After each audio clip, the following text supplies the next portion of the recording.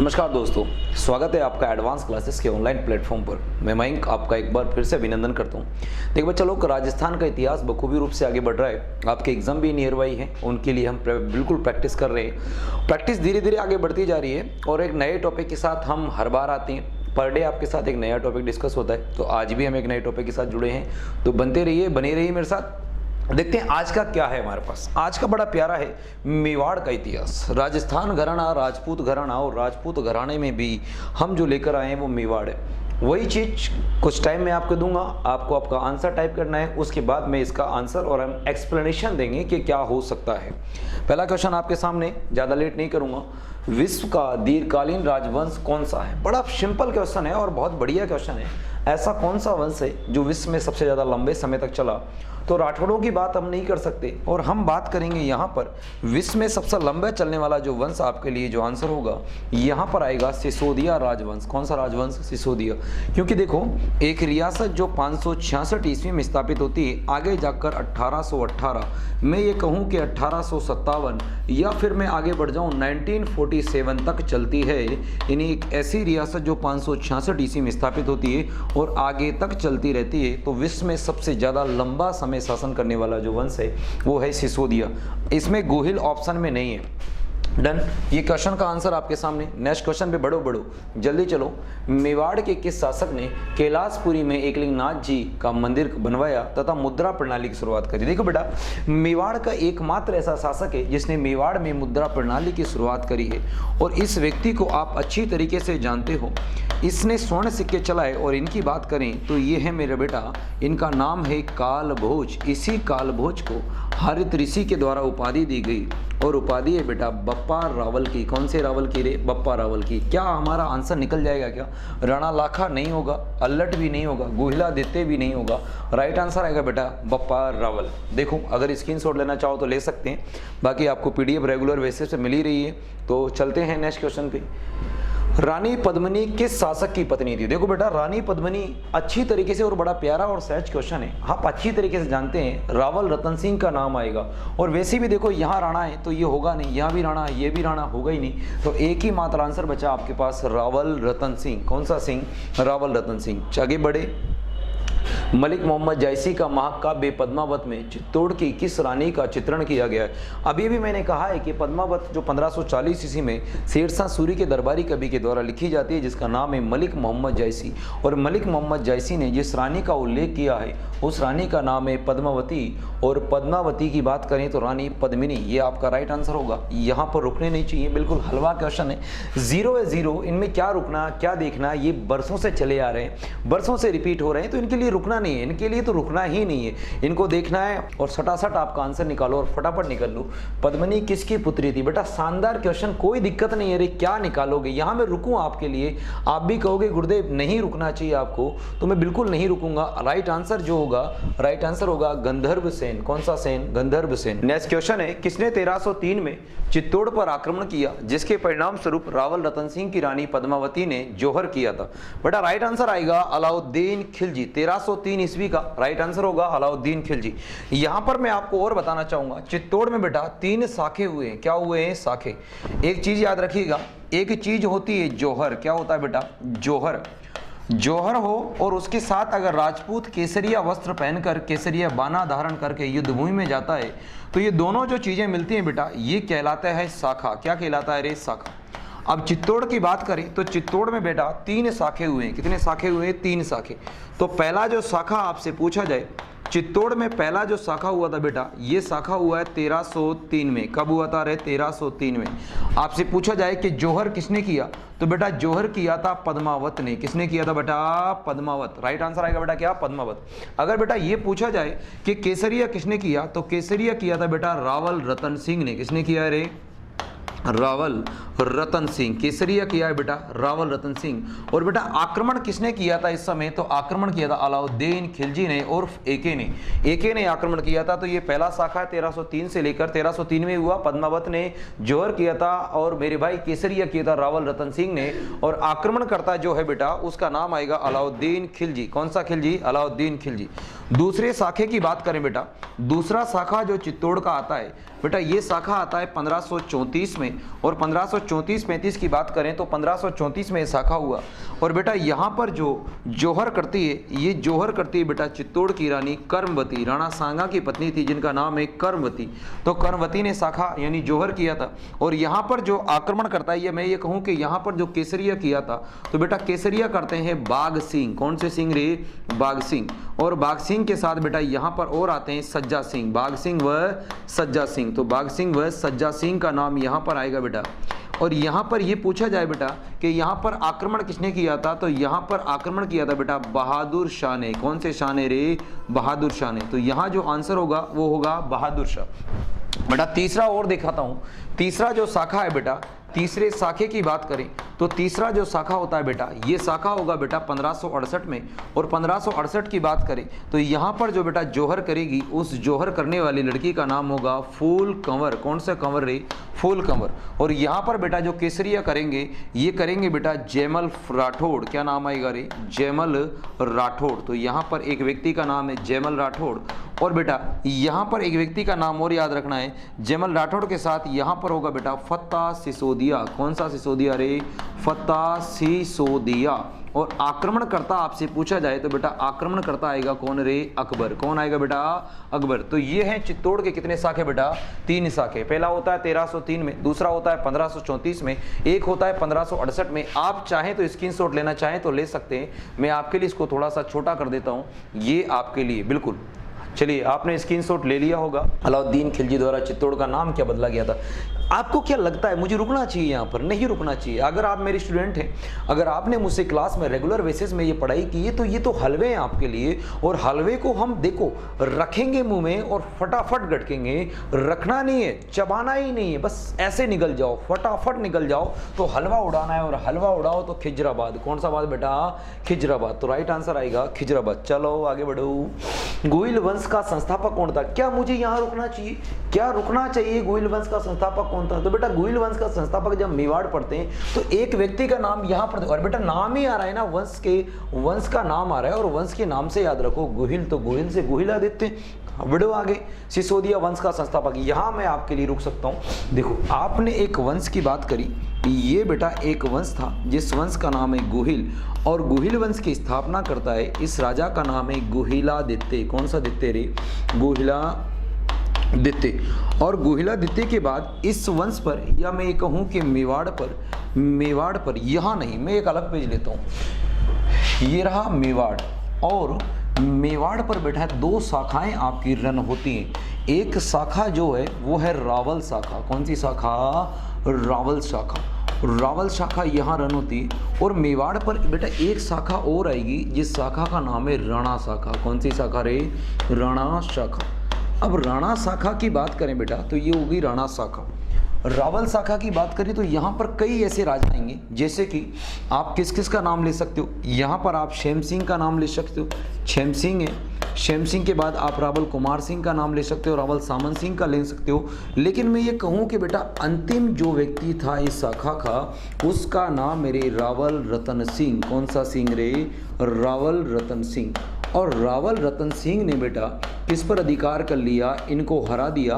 और इनको हराने के बाद बच्चा लोग किस पर अधिकार किया? एक ने चित्तौड़ पर अधिकार कर लिया। इनको हरा दिया।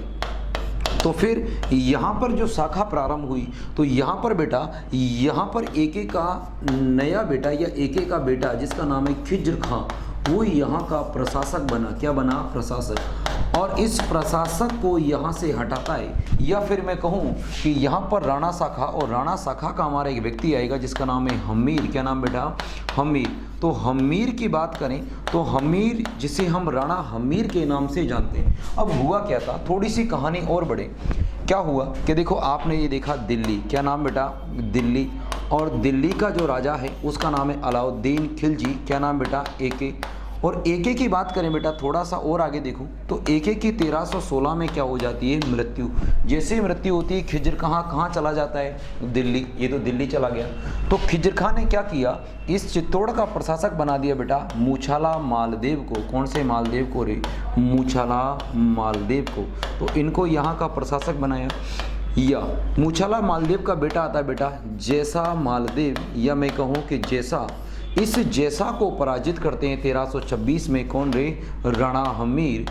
और राणा हमीर 1326 में इनको पराजित करते हैं। और इस शाखा पर बेटा, इस शाखा पर किसकी शाखा स्थापित करते हैं? राणा शाखा। कौन सी शाखा आ जाती है? राणा शाखा। तो याद रखने वाली बात क्या है कि राणा शाखा को चित्तौड़ पर लेकर आने वाले व्यक्ति कौन होंगे रे?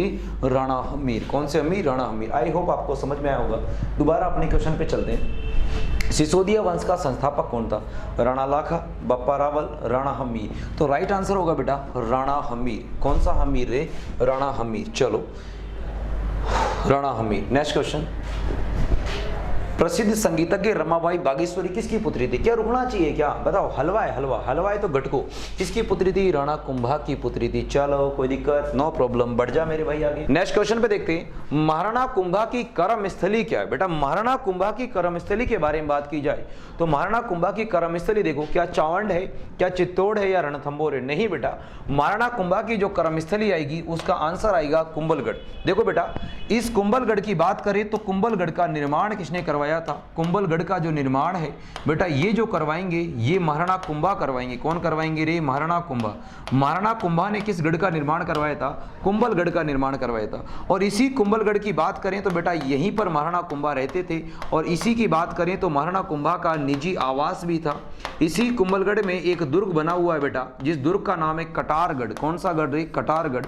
और इस कटारगढ़ की बात करें तो कटारगढ़ को महाराणा कुंभा का कौन सा आवास है रे? निजी आवास। यानी कुंभलगढ़ के ही एक दुर्ग है जिसका नाम क्या है रे? कटारगढ़। और इसी कटारगढ़ के बारे में कहा जाए बेटा तो इसे कहा जाता है रे मेवाड़ की तीसरी आंख। कहाँ की तीसरी आंख रे? मेवाड़ की तीसरी आंख। कौन सी आंख रे? तीसरी आंख। इसी के बारे में कहा जाता है मेवाड़ की कौन सी आंख रे? तीसरी आंख। बेटा इसी कटारगढ़ के बारे में एक लाइन और मिलती है। अबुल फजल कहता है कि यह दुर्ग इतनी बुलंदियों पर बना है, यह दुर्ग इतनी बुलंदी पर बना है, यह दुर्ग इतनी बुलंदी पर बना है, बुलंदी पर बना है, बना है, बना है कि नीचे से देखने वाले या नीचे से देखने वाले व्यक्ति के सिर पर रखी पगड़ी भी गिर जाती है। सिर पर रखी पगड़ी भी क्या कर जाती है बेटा? गिर जाती है। पगड़ी भी क्या कर जाती है? गिर जाती है। तो ये कोटेशन भी किसके बारे में याद रखना है बेटा? इस कोटेशन की बात करें तो ये भी कौन से गढ़ के बारे में? कटारगढ़ के बारे में याद रखना है। तो आपका राइट आंसर क्या होगा? ऑप्शन नंबर ए कि महाराणा कुंभा की कर्म स्थली कौन सी रही है? कर्म स्थली। कर्म स्थली याद रखिएगा क्योंकि यहीं से महाराणा कुंभा बैठे रहते थे, अपने राज्य का संचालन करते थे, यहीं पर रहते थे। तो इस गढ़ का नाम बेटा कुंभलगढ़। कौन सा गढ़ रे? कुंभलगढ़। चलिएगा, महाराणा कुंभा की हत्या किसने करी थी? महाराणा कुंभा की हत्या करते हैं बेटा इनके ही पुत्र जिनका नाम है उदयकरण। कौन सा करण रे? उदयकरण। और उदयकरण ने क्या किया बेटा? 1500 की समथिंग की बात है और उदयकरण ने अपने पिता की हत्या करी जिसका नाम क्या है? महाराणा कुंभा। और महाराणा कुंभा की हत्या करते हैं उदयकरण, तो इन्हें उर्फ उदा भी कहा जाता है। तो उदा इस क्वेश्चन का राइट आंसर होगा ऑप्शन नंबर 1। चलेगा, आगे बढ़ूं। कुशाल माता का भव्य मंदिर जिसका निर्माण महाराणा कुंभा ने करवाया, कहाँ है कुशाल माता का मंदिर बेटा? कहाँ है रे? अरे बदनौर में है। बदनौर कहाँ पड़ता है रे? भीलवाड़ा में पड़ता है। कोई दिक्कत है क्या? नहीं रुकना चाहिए मुझे। शायद ऐसे छोटे क्वेश्चंस के लिए आपके लिए नहीं रुकना चाहिए क्योंकि ये बखूबी रूप से हमने पढ़ा है। जब हम क्लासेस में पढ़ रहे थे हमने अच्छी तरीके से इनको पढ़ा है। ये तो हलवे हैं वो, और हलवे को गटकना है बेटा। और बढ़िया सूजी का और मावे का हलवा है, तो खाओ और निकलो आगे। राजस्थानी स्थापत्य कला का जनक, क्या रुकना चाहिए?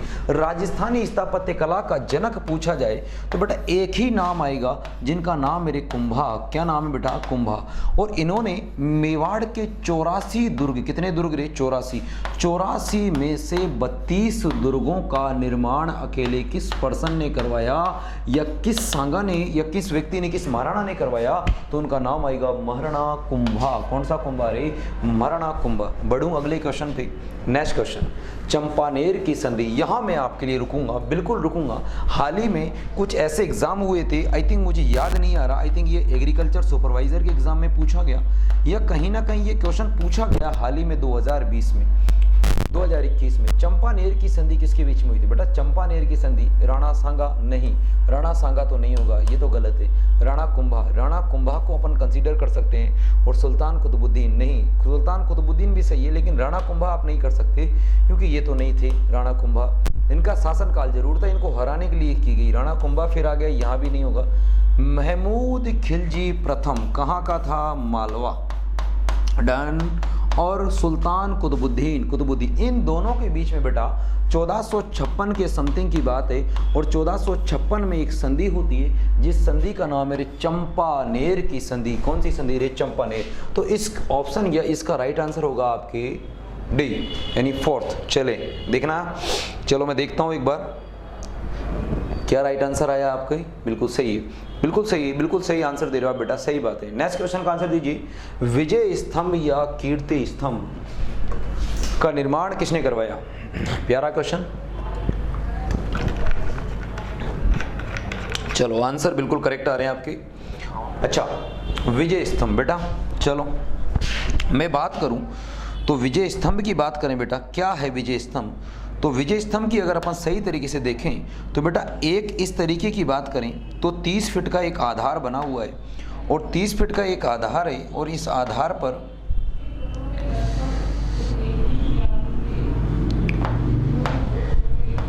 30 फीट का एक आधार है, और इस 30 फीट के आधार पर बेटा 9 मंजिला एक इमारत है। कितने मंजिला इमारत है?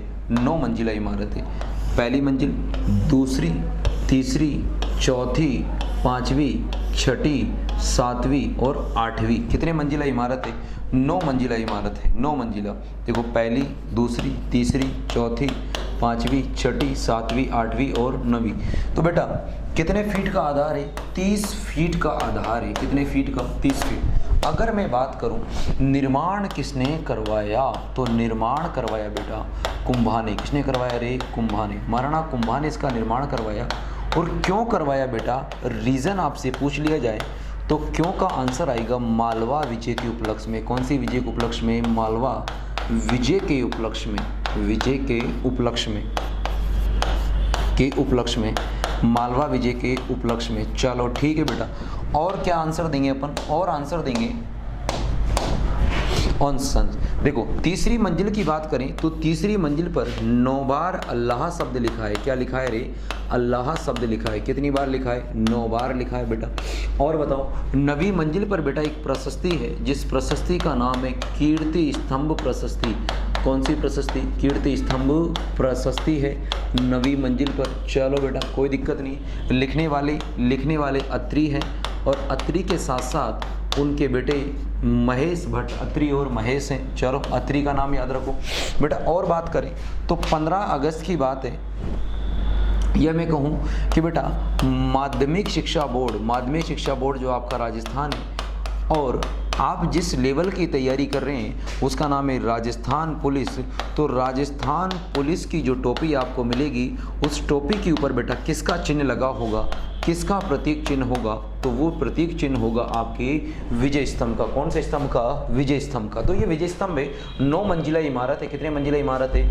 9 मंजिला इमारत है। अगर मैं बेटा ऊंचाई की बात करूं तो आधार समेत ऊंचाई है बेटा 122 फीट। कितने फीट है रे? 122 फीट।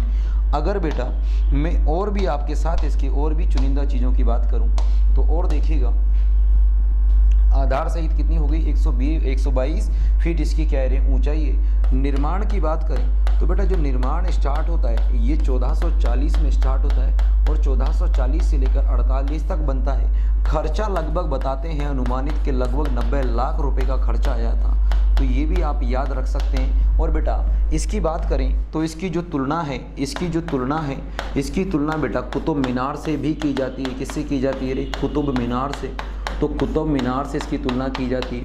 इसकी तुलना बेटा रोम के टार्जन से भी की जाती है। फर्ग्यूसन ने रोम के टार्जन से भी इसकी क्या की जाती है? तुलना की जाती है। बेटा 1857 के समय की बात है, यहाँ पर बिजली गिर गई थी, और बिजली गिरने के कारण बेटा इस 9वीं मंजिल का निर्माण करवाया महाराणा स्वरूप सिंह ने। कौन ने रे? महाराणा स्वरूप सिंह ने इसका पुनः निर्माण करवाया था। तो ये है बेटा आपका कौन सा स्तंभ रे? विजय स्तंभ। चाहे तो एक बार स्क्रीनशॉट लेना चाहें तो आप ले सकते हैं, कुछ समय मैं आपको देता हूँ, चलेगा। ले लिया होगा आपने। आगे बढ़ते हैं अगले क्वेश्चन पे। कीर्ति स्तंभ या विजय स्तंभ कहाँ स्थित है? बेटा आंसर क्या आना चाहिए? चित्तौड़गढ़। अभी अभी इतनी बात करी तो चित्तौड़गढ़ में स्थित है, कोई दिक्कत नहीं, प्रॉब्लम कोई प्रॉब्लम हमें नहीं होनी चाहिए। चलो आगे बढ़ें। कुंभलगढ़ दुर्ग का शिल्पी किसे था? अरे यार कुंभलगढ़ दुर्ग, बेटा एक ही शिल्पी का नाम याद रखो, और विशेषकर ये तो है पूजा, जेता, नापा, ये किसके हैं बेटा? तीनों के तीनों, ये तीनों के तीनों बेटा एक स्तंभ के, या जिसे आप ये बोलो कि ये विजय स्तंभ से ताल्लुक रखते हैं। कौन से स्तंभ से रे? विजय स्तंभ, विजय स्तंभ। और ये जो बंदे हैं इनकी जो बात करें तो ये हैं बेटा एक गढ़ से, जिस गढ़ का नाम है कुंभलगढ़। कौन सा गढ़ रे? कुंभलगढ़। तो आपका राइट आंसर क्या होना चाहिए? राइट आंसर होगा नंबर 1 4। ओके नेक्स्ट क्वेश्चन, हलवा खत्म करो, निकलो बेटा। राजस्थान की झील पर नटनी का चबूतरा स्थित है। क्या आपको नहीं पता? इस क्वेश्चन का आंसर आपको नहीं पता? राजस्थान की कौन सी झील? याद करो, राणा लाखा। राणा लाखा के समय एक नटनी जिसका नाम था गलकी, बहुत तमाशा दिखा रही थी बेटा। कैसे तमाशा दिखा रही थी वो बेटा रस्सी पे चल सकती थी, तो उनको चैलेंज किया गया था उधर से अगर रस्सी पे चल जाएंगी, पिछोला झील को पार कर लेंगी तो उनको पूरा राज्य दे दिया जाएगा। बाद में वो रस्सी कटवा दी जाती है। तो मेरे भाई वो रस्सी कटवा दी जाती है तो वो झील कौन सी थी? हमसे तो सिर्फ इतना सा पूछा है, तो वो झील बेटा कौन सी झील है? पिछोला झील। और पिछोला झील के पास में ही चबूतरा बना है, नटनी का चबूतरा। तो राइट आंसर क्या होगा? ए। चलो सबके राइट आंसर आ रहे हैं। अगले क्वेश्चन का आंसर। अच्छा, महाराणा कुंभा ने कितने दुर्गों का निर्माण करा? बेटा अभी भी तो बताया, 84 दुर्गों में से 32 दुर्गों का निर्माण किसने करवाया था? महाराणा कुंभा ने। चलो बढ़ जाओ आगे, कोई दिक्कत। संगीतज्ञ या संगीत के ज्ञान के कारण कुंभा को क्या उपाधि दी गई? बेटा संगीत के ज्ञान के कारण कुंभा को उपाधि दी गई अभिनव भट्टाचार्य। कौन सा भट्टाचार्य रे? अभिनव भट्टाचार्य। कुंभा की उपाधियों की बात करें, कुंभा को और क्या कहा जाता है बेटा? इन्हें कहा जाता है दान गुरु। कौन सा गुरु रे? दान गुरु। इन्हीं को कहा जाता है बेटा छाप गुरु। कौन सा गुरु रे? छाप गुरु। बेटा इन्हीं को कहा जाता है मेरे भाई हाल गुरु। कौन सा गुरु रे? हाल गुरु। बेटा इन्हीं को कहा जाता है राजगुरु। कौन सा गुरु? राजगुरु। बेटा और बात करूं तो इन्हीं को कहा जाता है बेटा राणा रासो। कौन सा रासो रे? राणा रासो। बेटा इन्हीं को क्या कहा जाता है? इन्हीं को कहा जाता है बेटा हिंदू सुल्तान। कौन सा सुल्तान रे? हिंदू सुल्तान। तो ये सब उपाधियां किसकी हैं?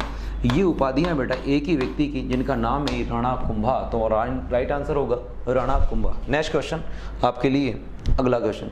सूड प्रबंध के लेखक कौन है बेटा? सूड प्रबंध के लेखक, क्या आंसर दोगे बेटा? ये रहा कुंभा। क्या नाम आंसर आएगा उनका? कुंभा। तो इसको अगर अपन याद करना चाहें तो कैसे याद कर सकते हैं? मैं नया पेज लेता हूं आपके लिए।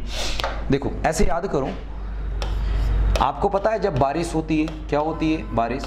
और बारिश जब होती है तो मैं कहूँ कि मेरे पास हमारे गांव में एक ऐसा व्यक्ति है जो सूखा है। सूखा का मतलब है ज़्यादा हाइट वाइट तो अच्छी है, लेकिन मैं ये कहूँ कि बेटा कमज़ोर है, शारीरिक रूप से थोड़ा सा दुर्बल है। अब दुर्बल है, अब क्या करते हैं, लेकिन उसमें एक टैलेंट बहुत तगड़ा है भाई साहब। नंबर 1 का सुरीला आदमी है, और इतना सुरीला आदमी भाई साहब कतई जहर गाता है। जिस दिन उसने गाना स्टार्ट कर दिया ना मेरे भाई, तो ये मानो कि पूरे मोहल्ले की जितनी भी तितलियां हैं उधर ही उड़ती हैं। कहने का मतलब ये है कि बेटा बहुत ही सुंदर और सुरीली आवाज़ में गाता है। तो कहने का मतलब ये हुआ कि बेटा कि सूखा के जो संगीत है ना, वो हर प्रिया के लिए सुहावना लगता है, हर लड़कियों को मुहावना लगता है, बहुत अच्छा लगता है।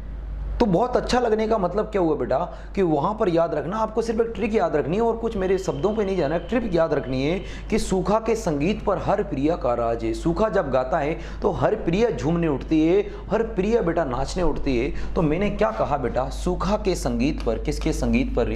सूखा के संगीत पर। सूखा के संगीत पर हर प्रिया का राज है बेटा। किसका राज है रे? हर प्रिया का राज है। सूखा के संगीत पर हर प्रिया का क्या है बेटा? राज है। सूखा के संगीत पर हर प्रिया का राज है। जितने भी ग्रंथ कुंभा ने लिखे हैं वो सब खत्म, एक झटके में खत्म, खलास, रुकना ही नहीं है, खत्म बेटा खत्म। कैसे? चलो, सूखा के संगीत पर हर प्रिया का बेटा क्या रे? राज है। पहला बेटा, पहला ग्रंथ है सू से बनाओगे, सूड प्रबंध। कौन सा प्रबंध रे? सूड प्रबंध। तो बेटा पहला क्या बन गया रे? सूड प्रबंध। कुंभा के द्वारा पहला ग्रंथ जो लिखे गए उसका नाम है सूड प्रबंध। कैसे बनाओगे? कामराज रतिसार। कौन सा राज रे? कामराज रतिसार। कौन सा राज? कामराज रतिसार। डन बेटा। अच्छा नेक्स्ट बताओ बेटा, तीसरे नंबर पे संगीत मीमांसा। कौन सा मीमांसा रे? संगीत मीमांसा, ये लो बेटा संगीत मीमांसा, ये हो गया संगीत मीमांसा। बेटा हर से बनाओ बेटा चौथे नंबर पे हर वर्तिका, कौन सी वर्तिका रे, हर वर्तिका, क्या बनाओगे बेटा हर वर्तिका। बेटा और बनाओ रे प्रिया, प्रिया से पांचवें नंबर बेटा बना लो रसिक प्रिया, कौन सा प्रिया रे, रसिक प्रिया, तो ये हो गया आपके रसिक प्रिया। और बेटा राज से बनाओ बेटा छठवें नंबर पे सबसे महत्वपूर्ण, और इस ग्रंथ का नाम है बेटा संगीत राज, कौन सा राज रे, संगीत राज। बताओ कोई दिक्कत, किसी कोई प्रॉब्लम आ रही है क्या, पूरे खत्म, एक बार में खलास। सूखा के संगीत पर हर प्रिया का राज है। कुंभा ने कहा कि कुंभा क्या कहते हैं, कुंभा कहते हैं कि सूखा के संगीत पर हर प्रिया का राज है। खत्म बेटा, एक बार में खत्म, सलटाओ, निकल चलो, आगे बढ़ो, आगे बढ़ो बेटा। नेक्स्ट, महाराणा सांगा ने जिन अफगानों को शरण दी थी वे थे। देखो महाराणा सांगा के पास दो अफगान थे बेटा, एक तो इब्राहिम लोदी का भाई है, और इब्राहिम लोदी के जो भाई थे उनका नाम है बेटा महमूद लोदी, कौन से लोदी रे, महमूद लोदी। तो एक तो हो गए आपके महमूद लोदी, महमूद लोदी, तो एक तो है महमूद लोदी, और बेटा एक है हसन खां, कौन सा खां रे, हसन खां, ये भी बेटा आपके अफगान थे, हसन खां मेवाती, तो इनका नाम भी याद रखना है हसन खां। तो दो व्यक्ति हैं, बताओ कौन है, हसन लोदी, नहीं हसन लोदी नहीं होगा, जलाल खां और सुले खां, नहीं ये भी नहीं होगा, इनमें से कोई नहीं, कैसे नहीं होगा, आंसर देखो महमूद लोदी और हसन खां, बिल्कुल बेटा राइट आंसर आएगा महमूद लोदी और हसन खां। चलें देखो कोई दिक्कत, नो प्रॉब्लम, बढ़ूँ आगे, चल बेटा आगे बढ़ो। खातौली का युद्ध किन किन के बीच में हुआ था, खातौली का युद्ध बेटा, खातौली के युद्ध की बात करें, देखो बाबर की बात करें या बाबर के, मैं पहले भी अपने खातौली के युद्ध की बात अभी थोड़ी देर बाद देखूंगा। मैं आपके सामने एक व्यक्ति का नाम लिख रहा हूं, इनका नाम है राणा सांगा, कौन से सांगा बेटा, राणा सांगा। और राणा सांगा ने दिल्ली के साथ दो युद्ध लड़े थे, किसके साथ रे, दिल्ली, और दिल्ली के जो राजा थे बेटा इनका नाम है इब्राहिम लोदी, कौन से लोदी रे, इब्राहिम लोदी, इब्राहिम लोदी। और इब्राहिम लोदी के साथ दो युद्ध लड़े थे बेटा, और एक का नाम है काथोली का, खातौली, कौन सा रे, खातौली, और एक है बेटा बांडी का युद्ध, खातौली का युद्ध, और एक कौन सा है रे, बांडी का युद्ध। तो किसके साथ लड़ा था, इब्राहिम लोदी, क्या इब्राहिम लोदी है क्या हमारे, इब्राहिम लोदी और संग्राम सिंह, बिल्कुल राइट आंसर क्या होगा बेटा, B is the right answer of this question. चले बढ़े हैं नेक्स्ट क्वेश्चन पे। राणा सांगा और बाबर के मध्य खानवा का युद्ध कहाँ हुआ था बेटा, कहाँ हुआ था, खानवा का युद्ध कब हुआ था, अच्छा कब हुआ था, तो बेटा 1527 में हुआ था। कोई दिक्कत है कि इस क्वेश्चन में रुकने की जरूरत ही नहीं पड़नी चाहिए 1527 में। फिर भी मैं आपको बता दूं कि आपके पास एक व्यक्ति आएगा बेटा जिनका नाम है बाबर, क्या नाम है रे, बाबर। बाबर सबसे पहले भारत में आते हैं, और भारत में आने के बाद सबसे पहले मेरे भाई जो युद्ध लड़ते हैं उस युद्ध का नाम है पानीपत का युद्ध, कौन सा युद्ध रे, पानीपत का युद्ध। तो ये हुआ आपके पानीपत का युद्ध बेटा। दूसरा युद्ध जो लड़ा जाता है बाबर के द्वारा वो युद्ध है बेटा खानवा का युद्ध, और तीसरा बेटा युद्ध लड़ा जाता है, इस युद्ध का नाम है चंदेरी का युद्ध, कहाँ का युद्ध रे, संदेरी। और चौथा युद्ध लड़ा जाता है बेटा घाघरा का युद्ध, कहाँ का युद्ध रे, घाघरा का युद्ध। देखो सन में कंफ्यूज नहीं होता बेटा, ये 1526 में है तो बेटा ये 27 में हुआ, ये 28 में हुआ बेटा, और ये 29 में हुआ, आगे 15-15 लगा दे, कोई दिक्कत है क्या, कोई दिक्कत नहीं है। और ट्रिक में भी याद कर लो, देखो बाबर आया, बाबर ने आते ही पहले पानी पिया, फिर खाना खाया, फिर चाय पी, और फिर घर चला गया। तो बाबर ने पानी पिया, खाना खाया, चाय पी और कटे चले गए, मारे भाई घर चले गयो, जो घर चले गयो तो कड़ो आ गया अपन भी, कहीं दिक्कत आ रही जा बदो घर नहीं। महाराणा राज सिंह का शासनकाल, बड़े ही शानदार राजा हैं, और महाराणा राज सिंह का शासनकाल बेटा 1652 से लेकर 1680, राइट आंसर ये होगा। बड़े आगे पन्नाधाय ने किसकी रक्षा की थी, अरे वो बलिदानी, वो देशभक्ति के लिए, देशभक्ति के लिए, देश के बलिदान के लिए अपने बेटे चंदन का बलिदान दे दिया। इस व्यक्ति को बताया बचाया, वो नाम आगे नाम से जो महाराणा के नाम से शासक बने उनका नाम है उदय सिंह। तो क्या आपका राइट आंसर यहाँ उदय सिंह दिख रहा है, बिल्कुल Rajkumar Uday Singh is the right answer of this question. मुझे नहीं लगता कि मुझे यहाँ पर आपका इंतजार करना चाहिए, मैं आगे बढ़ता हूँ। कौन सा ऐसा व्यक्ति जो हिंदू पथ के नाम से जाना जाता है, कौन से ऐसे राज्य, राज्य नहीं राजा। यहाँ पर हम एक बार करेक्शन करना चाहेंगे, और करेक्शन में क्या देखेंगे,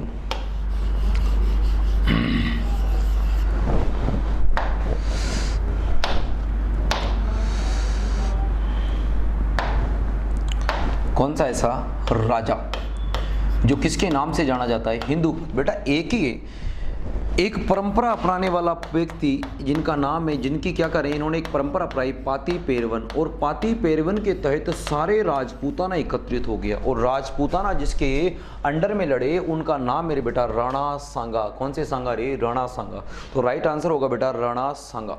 नेक्स्ट क्वेश्चन, अकबर ने 1568 में चित्तौड़ पर आक्रमण किया, उस समय मेवाड़ का महाराणा कौन था?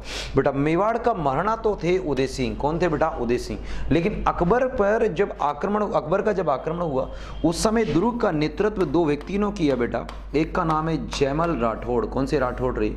जयमल राठौड़। जयमल राठौड़ के बाद बेटा एक और थे फत्ता सिसोदिया। कौन से सिसोदिया? फत्ता सिसोदिया। फत्ता सिसोदिया। और बेटा एक और बात करें तो मैंने ये कहा कि यहाँ पर और है बेटा, और उनका नाम है कल्ला राठौड़। कौन से राठौड़ रे? कल्ला राठौड़। और इन कल्ला राठौड़ ने बेटा, अकबर भी देख के डर गया था, ये क्या है रे? एक आदमी जिसके दो तो सिर दिखाई दे रहे हैं और दो चार तलवारें चल रही हैं, चार हाथ चल रहे हैं, भाई सब ऐसे आगे बढ़ रहे हैं, गाजर मूली की तरह काटते हुए आगे बढ़ रहे हैं। अकबर भी बड़ी गौर से देख रहा है, ये पर्सन है क्या है मेरे भाई? ऐसा राजपूत योद्धा, ऐसा वीर योद्धा मेरे सपने में कभी नहीं दिखा, मेरे साक्षात मैंने कभी नहीं देखा। ऐसा लगता है ये तो कोई ना कोई देवता है। अरे देवता जैसी झनकार इसके उससे आ रही है, वास्तव में कोई ना कोई देवता है। और उस व्यक्ति की बात करें तो उन्हें कहा जाता बेटा दो सिर। कितना रे? दो सिर। और बेटा कितने रे? चार हाथ वाला लोक देवता। दो सिर और चार हाथ वाला कैसा देवता रे? लोक देवता। क्या दिक्कत आएगी क्या? कुछ नहीं आएगा बेटा। तो याद रखा, जयमल राठौड़, फत्ता सिसोदिया और कल्ला राठौड़। कल्ला राठौड़ को कहा जाता है दो सिर और चार हाथ वाला लोक देवता। आगे बढ़ो। महाराणा प्रताप के समय अकबर ने शहबाज खां कितनी बार आक्रमण के लिए भेजा? बेटा देखो, सबसे पहली बार तो ये आते हैं, और ये कितनी बार आते हैं? 3 बार। पहले बार आया 1577 में आया, आ जाओ मेरे भाई, फिर 78 में आया, और फिर 79 में आया। कितनी बार आया? 3 बार आया। तो राइट आंसर होगा ये वाला ऑप्शन। चलो बढ़ो, निकलो, आगे बढ़ो। ओके, हल्दी घाटी युद्ध में मुगलों और महाराणा के सैनिकों के साथ साथ दोनों पक्षों के जिन हाथियों ने भाग लिया था, भाग ने बहुत वीरता दिखाई थी, उनके नाम बताओ। बेटा एक तरफ तो राम प्रसाद लड़ रहा था, एक तरफ लूणा लड़ रहा था, एक तरफ गजराज था और गजमुक्ता था। बताओ तो, चेतक तो कोई हाथी नहीं है, गजला नीता भी कोई हाथी नहीं है, लूणा बिल्कुल हाथी है, राम प्रसाद हाथी है, गजमुक्त हाथी है और गजराज हाथी है। राइट आंसर क्या होगा? बी। चलो निकलो। अकबर द्वारा महाराणा प्रताप से बातचीत हेतु भेजे गए कथों का सही क्रम, कथों का नहीं, क्या भेजे गए व्यक्तियों का सही क्रम। व्यक्ति गए भेज, व्यक्ति भी नहीं लिखेंगे अपन, यहाँ पर दूत लिखेंगे। क्या लिखेंगे? दूत। तो भेजे गए दूतों का सही क्रम। कौन कौन से दूत भेजे? तो बेटा ये याद रखो, कैसे रे? JMBT। कैसे याद रखोगे? JMBT। JMBT। जलाल खां, मानसिंह, भगवंत दास टोडरमल। मिल रहा है कहीं ना कहीं जलाल खां, मानसिंह, भगवंत दास टोडरमल। पहले ऑप्शन मिल रहा है, टेंशन लेने की जरूरत नहीं। बढ़ो आगे, क्या दिक्कत आ रही है? कोई प्रॉब्लम? नो। प्रताप की सेना का पठान सेनानायक, एकमात्र सेनानायक, पठानों का नाम रोशन करने वाला एकमात्र सेनानायक, जिनका नाम है हकीम खां शूर। बेटा कौन है रे? हकीम खां शूर। बिल्कुल राइट आंसर आपका जो होना चाहिए वो क्या होगा बेटा? हकीम खां शूर। चलो बढ़ो अगले क्वेश्चन पे, रुकना नहीं है, निकलते चलो। ये तो सब हलवे आए हैं अपने सामने, इनको तो हमने कई बार पढ़ा है। हल्दी घाटी के युद्ध को किस विद्वान ने खमनोर का युद्ध कहा है? कहीं रुकना चाहिए क्या आपके लिए? बताओ कौन आएगा रे? अबुल फजल। बेटा मैं बताऊं क्या है, देखो बदायूनी ने तो क्या कहा है बेटा? गोगुंदा का युद्ध। कहाँ का युद्ध रे? गोगुंदा का युद्ध। कहाँ का? गोगुंदा का युद्ध। बेटा इनकी बात करें गोपीनाथ शर्मा, तो इन्होंने तो कहा है, तो इसमें तो कोई डिसीजन ही नहीं हुआ। अनिर्णित युद्ध। कैसा रे? अनिर्णित युद्ध। अनिर्णित युद्ध ये इन्होंने कहा है बेटा। Colonel James Tod. बताओ कर्नल जेम्स टोड ने क्या कहा है? कर्नल जेम्स टोड ने कहा है मेवाड़ की थर्मोपल्ली। कहाँ की पल्ली री? मेवाड़ की थर्मोपल्ली। तो ये बेटा आपका राइट आंसर जो होना चाहिए वो होगा ऑप्शन नंबर सी। चलो निकलो, कोई दिक्कत? स्क्रीनशॉट लेना चाहो तो ले सकते हो। बढ़ते हैं आगे। चलो, पन्नाधाय और दुर्गादास से जो प्रेरणा मिलती है वह किसकी? बेटा एक तो देशभक्ति की मिलती है, स्वामी भक्ति की मिलती है। ऐसी वीरांगनाएं हैं जिसने अपने बेटे का बलिदान दिया चंदन का, पन्नाधाय ने, तो उसके लिए तो देशभक्ति की प्रेरणा मिलती, बलिदान की मिलती है, स्वामी भक्ति की प्रेरणा मिलती। तो यहाँ ऑप्शन के अनुसार चलना पड़ेगा। साहस की ये भी मिलती है बेटा, कोई दिक्कत नहीं। सेवा भावना की, सेवा करी, ये भी मिलती है। धोखा न देने के, अरे नहीं नहीं नहीं, ये तो गलत हो गई। राजपूत स्त्री, वीरांगना, नहीं, ऐसे तो कहीं हमने पढ़ा ही नहीं है कि धोखा देगी, नहीं, ये तो गलत है। स्वामी भक्ति की बेटा सबसे बढ़िया जो आंसर यहाँ पर टिक अपन करेंगे वो करेंगे स्वामी भक्ति। स्वामी भक्ति भी आप लिख सकते हो, या मैं कहूँ कि देश या साम्राज्य या देश या राज्य के लिए बेटा किसके रे, बलिदान देने की, जिसने बलिदान दिया अपने बेटे का, वो भी प्रेरणा बेटा कहाँ से मिलती है रे, इन्हीं से मिलती है, पन्नाधाय से। और ये व्यक्ति जिनका नाम है दुर्गादास राठौड़, इन्होंने भी अपना सारा जीवन समर्पित कर दिया अजीत सिंह को बचाने के लिए, मारवाड़ की सुरक्षा के लिए। तो ये प्रेरणा कहाँ से मिलती है, स्वामी भक्ति की प्रेरणा मिलती है। ऑप्शन के अकॉर्डिंग आपका राइट आंसर होगा थर्ड। बढ़ो अगले क्वेश्चन पे। चलो, कर्नल जेम्सन ने किस युद्ध को मेवाड़ का मैराथन का रे भगा भगा के मारा था? हमने देखा था दौड़ा दौड़ा के मारा था। बताओ पहली चौकी कौन सी थी रे, देवेर की चौकी बेटा। और उसके बाद इधर कौन सी रे, देसूरी की चौकी। तो देवेर है, देसूरी है बेटा।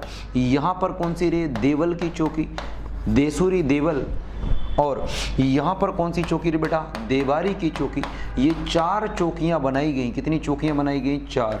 और 4 चौकियों में बीच में घेरा गया किसको रे, एमपी को। अबे जिनको गूगल नहीं ढूंढ पाया उनको ये क्या ढूंढेंगे, इनकी क्या औकात है कि वो ढूंढ लेंगे उस दिलेर को। वो कहते हैं ना कि क्या औकात है गीदड़ की जो छेड़ दे शेर को, नहीं, ना छेड़ सकता दिलेर को, ना छेड़ सकता भाई शेर को। तो ये मेवाड़ केसरी के नाम से जाने जाने वाले बेटा क्या नाम है, मेवाड़ का मैराथन। तो मेवाड़ का मैराथन किस युद्ध को कहा है, देवेर को युद्ध को कहा है, जो कब हुआ था, 1582 में हुआ था। तो राइट आंसर क्या होगा, ए। चलो आगे बढ़ो। अकबर द्वारा राजपूत राजाओं का ऐतिहासिक दरबार आयोजन नागौर दरबार किस वर्ष किया था? 1570 ईस्वी में लगाया था। देखो कौन सा दरबार है, नागौर दरबार। देखो दरबार नागौर। बताओ पहला शब्द कौन सा है बेटा, न। और कितने शब्द हैं टोटल, 3। तो बेटा 3 हो गया। और न से कितना दरबार, 3 से 3 नवंबर। और समय याद रखना 1570। क्या उद्देश्य है, एकमात्र उद्देश्य राजपूतों को अधीन करना। किसको अधीन करना,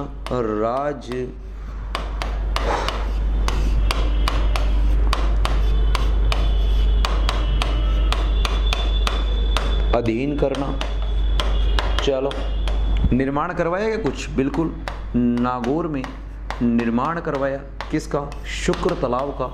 कौन सा तालाब रे, शुक्र तालाब। तो निर्माण करवाया कौन से तालाब का रे, शुक्र तालाब का बेटा। और बताओ इस दरबार में सहायता किसने करी थी, तो किसकी सहायता से लगाया गया।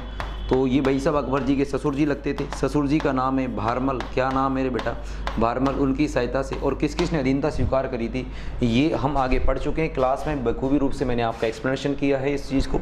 तो यहाँ पर जो राइट आंसर होगा 1570। आगे बढ़ूँ, चलो। महाराणा प्रताप को मृत्यु के समय आयु कितनी थी। देखो जन्म की बात करें, एमपी का मतलब बेटा महाराणा प्रताप। जन्म होता है 9 मई 1540 को। कब होता है रे, 1540। चलो शासक बनते हैं बेटा 1572 में। कब बनते हैं, 1572 में। तो गैप देखो कितने वर्ष की उम्र में शासक बने बेटा। तो आंसर निकालो 1572 यानी 32 वर्ष की उम्र में। कितने वर्ष रे, 32 वर्ष। ठीक है बेटा। मृत्यु की बात करें तो मृत्यु होती है 1597 में। कितने में होती है, 1597 में। और 1597 की बात करूं बेटा तो यहाँ से कितने वर्ष तक शासन किया, 7 में से 2 गया तो बेटा 5 बच गया, 9 में से 2 गया तो 2, 25 वर्ष। शासन कितने वर्ष तक किया, 25 वर्ष। कितने वर्ष रहे, 25 वर्ष। अब क्या पूछा है, महाराणा प्रताप की मृत्यु के समय उम्र कितनी थी। तो बेटा यहाँ पर 32 साल है और यहाँ पर 25 साल है। तो 32 और 25 जोड़ दो तो कितनी हो रही है, 1540 से 1505 और 5 कितने हो गए, 7 हो गए। 3 और 2 5 कितने हो गए, 57 वर्ष। तो राइट आंसर कितना होना चाहिए, 57 वर्ष। राइट आंसर होगा बेटा 57 वर्ष। कौन सा वर्ष रहे, 57। चलें बढ़े अगली क्वेश्चन पे। 1857 के विद्रोह के प्रति मेवाड़ के मराठाओं की क्या नीति थी। इसका आंसर दो आप, मैं देखता हूं आपके आंसर। क्या नीति थी,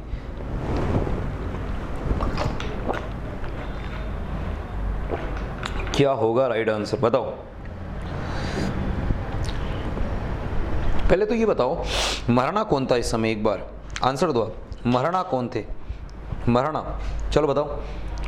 चलो राइट आंसर आ रहे स्वरूप सिंह। क्या नाम है बेटा? महाराणा स्वरूप सिंह। तो फिर बेटा महाराणा स्वरूप सिंह पीए कौन था ये बता दो, उदयपुर का 1857 के समय। क्या बात है, क्या बात है, वेरी गुड, शानदार। शावर्स, वेरी गुड, शावर्स थे। तो बेटा फिर शावर्स की बात करें तो आपने देखा होगा नीमच में विद्रोह हुआ था 3 जून को, और 3 जून को 40 अंग्रेज अधिकारियों को गिरफ्तार करके लेकर आए थे। उनको जग मंदिर में शरण किसने दी थी? महाराणा स्वरूप सिंह ने दी थी ना। तो जब महाराणा स्वरूप सिंह ने शरण दी थी तो बताओ अंग्रेजों का सहयोग दिया था कि नहीं दिया था? अबे दिया था। तो कैसी नीति होगी रे? अंग्रेजों के सहयोग की नीति। कैसी नीति रे? अंग्रेजों के सहयोग की नीति। चलो नेक्स्ट क्वेश्चन, अगला क्वेश्चन। पाथल पीथल के रचनाकार कौन है? बेटा पाथल पीथल 2 बार पहले भी डिस्कस कर चुके हैं। पाथल पीथल के रचनाकार राइट आंसर होगा कन्हैयालाल सेठिया।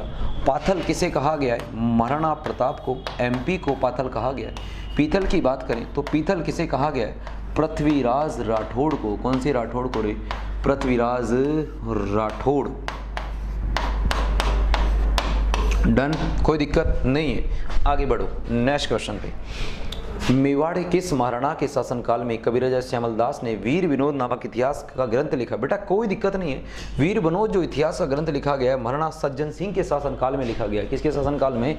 सज्जन सिंह के शासनकाल में ये ग्रंथ लिखा गया है। किसके शासनकाल में? सज्जन सिंह के। क्या राइट आंसर है?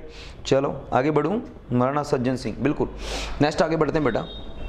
मेवाड़ किस शासक ने मुगलों से संधि करी थी? बेटा मुगलों से संधि करने की बात करें तो नाम आएगा अमर सिंह, और ये है आपकी मुगल मेवाड़ संधि। कौन सी संधि रही? मुगल मेवाड़ संधि। कब हुई बेटा? 1615 में हुई। और क्या क्या शर्तें थी? शर्त तो ये थी बेटा कि जो चित्तौड़ होगा वो चित्तौड़ किसे लौटा दिया जाएगा? अमर सिंह को लौटा दिया जाएगा। किसको लौटा दिया जाएगा? अमर सिंह को वापस कर दिया जाएगा, यानी महाराणा अमर सिंह को वापस कर दिया जाएगा।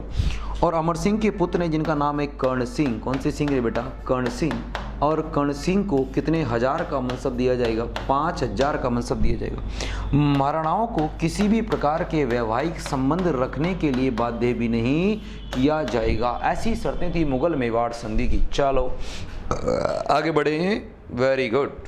मेवाड़ के शासक का नाम जिसके शासनकाल में राज संबंध झील का निर्माण किया। बेटा नाम से समझ जाओ, राज संबंध, आगे राज लगा होना चाहिए किसी भी नाम के सामने। देखो राज सिंह द्वितीय, बेटा द्वितीय तो नहीं होगा, 1600 नहीं होगा द्वितीय, तो बेटा पहला ही होगा।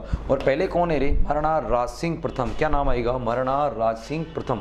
राइट आंसर यही होगा। चले आगे। अलवर जिले के किस पराक्रमी वीर ने खानवा के प्रसिद्ध युद्ध में महाराणा सांगा के साथ बाबर से युद्ध करते हुए वीरगति प्राप्त की थी? बेटा कौन है? हसन खां मेवाती।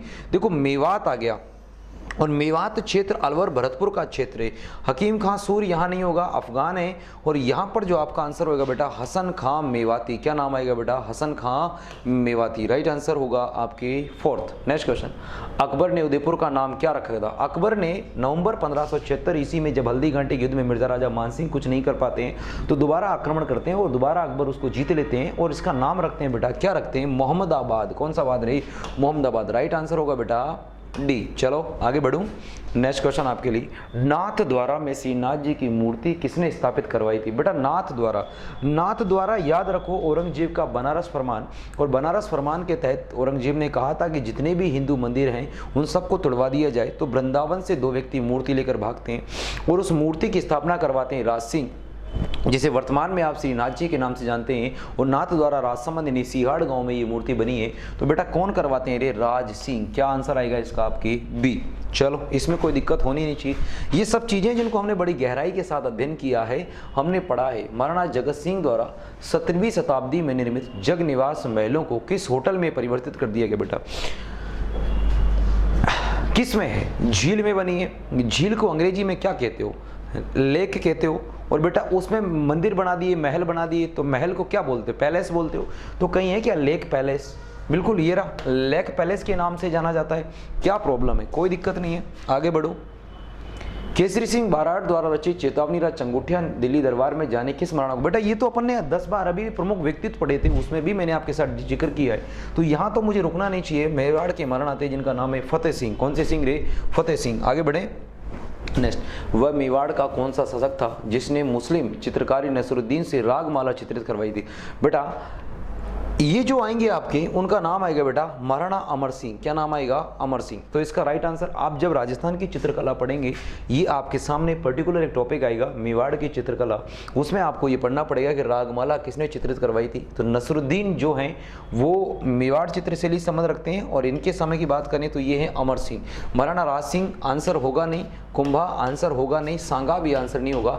ऑप्शन के अकॉर्डिंग जो हमारा राइट आंसर होगा बेटा ये होगा अमर सिंह। चलें नेक्स्ट क्वेश्चन, अकबर के 9 रत्नों में राजस्थान में कौन से कवि थे? अकबर के 9 रत्नों में राजस्थान में से कौन से कवि थे? देखो अकबर के 9 रत्न एक झटके में याद, एक खत्म, एक 5 सेकंड 5-10 सेकंड में याद है। अकबर के 9 रत्न कैसे याद करो बेटा? ऐसे याद करो, देखो बात और फिर बेटा एक और लिख लो बात, और बात पर टीवी पर बेटा एक एड आता रहता है चाचा चौधरी का। चाचा चौधरी का मतलब है बेटा किसका एड आता है? MDH का। बात पे MDH किसका ऐड आता है बेटा? बात पर क्या आता है? MDH। बस बेटा बात की बात करूं, इस बात की जगह तुम यहां से B हटा दो और यहां पर F लिख देना। क्या लिख देना? अरे F। बात पर MDH, फात पर MDH। खत्म 9 रत्न। कितने? खत्म, उड़ा दो, उड़ गए बेटा। पहला बताओ, पहले से याद रखना बीरबल। कौन सा बल है बेटा? ये हो गया आपके बीरबल, हटाओ। दूसरा बेटा ऐसे याद रखो, बताओ अबुल फजल। कौन सा फजल रे? अबुल फजल, ये लो अबुल फजल। टी से बेटा तानसेन। कौन सा सेन रे? तानसेन। खाने वाली तानसेन नहीं है बेटा, ये ध्यान रखना, खाने वाली नहीं है, नहीं तो वो तुम रगड़ता राजस्थान वाली वो नहीं है, ये तानसेन संगीतज्ञ थे बड़े अच्छे वाले। फिर बी से बेटा बी तो हट गया तो एफ आ गया। एफ से बेटा फेजी। क्या नाम आएगा रे?